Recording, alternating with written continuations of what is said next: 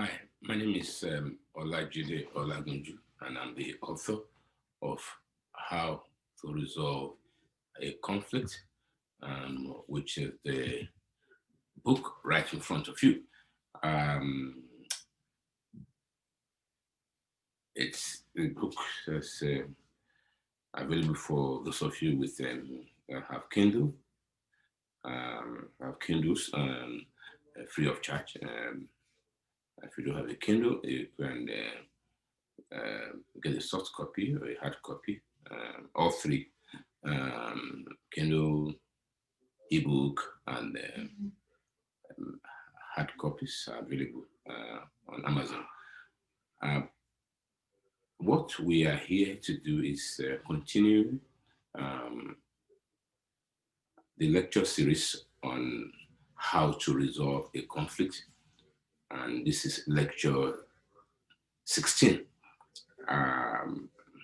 Past editions from lecture 1 to lecture 15 are available on YouTube, and please feel free to access them, and please make your contribution, post your contributions to the uh, so that we can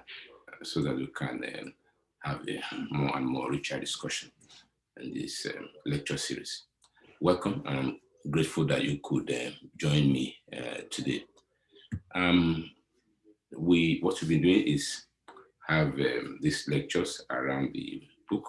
So the textbook, How to Resolve a Conflict, has been guiding our discussion. We are going to be looking today at chapter 5, and it's titled The Mediation Process. And I have a quote here at the top of the chapter. It says, "Kola nuts last long in the elder's mouth." Kola nut lasts long in the elder's mouth, unquote. That's another Yoruba proverb or adage, which speaks to the wisdom of the elder. Um, as you probably know, conflict resolution, which is an amicable conflict resolution, which an ancient art would have been almost certainly be within the purview of the leaders of the community, who will be the ancients, the elders.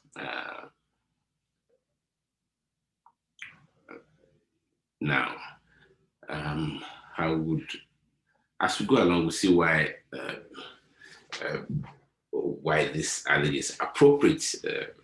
The adage that speaks to the wisdom of the elder, because the mediator, no matter how young they are, actually taking that role, playing that role of the elders of the community, whether the mediation is a business mediation or a marital mediation or political mediation. The wisdom of the elder is displayed in good mediations. And let's begin to read chapter 5 today. The notable feature of mediation is its flexibility. The system always meets the conflict. However, there are some factors that are essential for a successful mediation. These are unfailing courtesy, trust in the mediator, and strict confidentiality. Trust is, of course, strategic to beginning and finishing any mediation.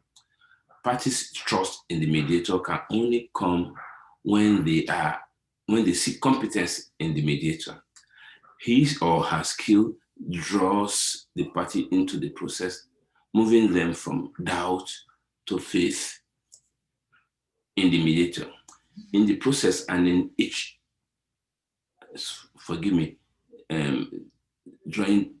moving them from doubt to faith in the mediator,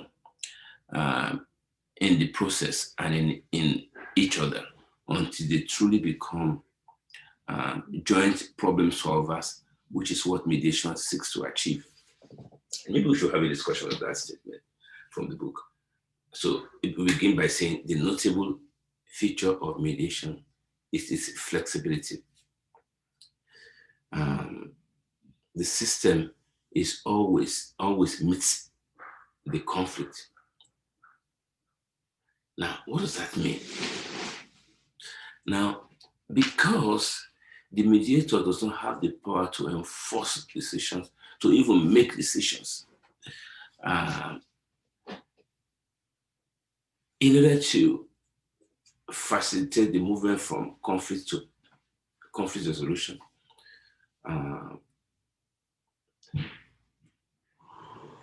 which may mean sometimes a movement from violence to peace for some kinds of conflict. The mediator has to be flexible, has to be unendingly flexible. Now, I'll discuss this later in chapter 10 when we talk about the 7 secrets of effective conflict resolution. But what's critical, what's important for us to know for now is that the system of amicable conflict resolution as epitomized by mediation always meets the conflict. It's designed and fashioned to meet the needs of the conflict so that true conflict resolution may happen. Now, I also read a minute ago from the book that there are some factors that are essential for a successful mediation. These are unfailing courtesy, respect, mutual respect. Again, it's respect is what the mediator initiates. And if you watch a mediation, you would notice that the mediator brings in the respect, courtesy, respects and promotes respect for everybody in the process. Now, why is this important? Again, we'll discuss that in chapter 10. Now, trust in the mediator is also critical because the parties themselves, to have needed a mediator means they were not able to communicate one with the other. And so for the person that will bring them out of that logjam, out of that failure of communication, has to be trusted by the parties. And so, and this is possible, again, what makes a mediator to be respected, to be trusted rather, in addition to gaining respect, what are the things that drive the parties' trust in the mediator? We'll look at that again in chapter 10. Let me continue analyzing the text we just read. The mediator skill draws the party into the process, moving them from doubt to faith. So, tied to successful conflict resolution, to mediation, to amicable resolution, is the skill of the party, of the mediator. It's what generates the party's faith in the process and in the mediator themselves. And ultimately, the parties' trust in themselves, rising as the process is going on, and the mediator is applying his skills. His trust is being built, until the parties truly become joint problem solvers, which is what mediation and amicable conflict resolution seeks to achieve. I would like to pause there for today, if you don't mind, and we'll continue tomorrow in lecture 17. But in the meantime, please post your contribution, your critique, your comments, and and see if you could get to read the book. Thank you for joining me, and I'll see you tomorrow, please.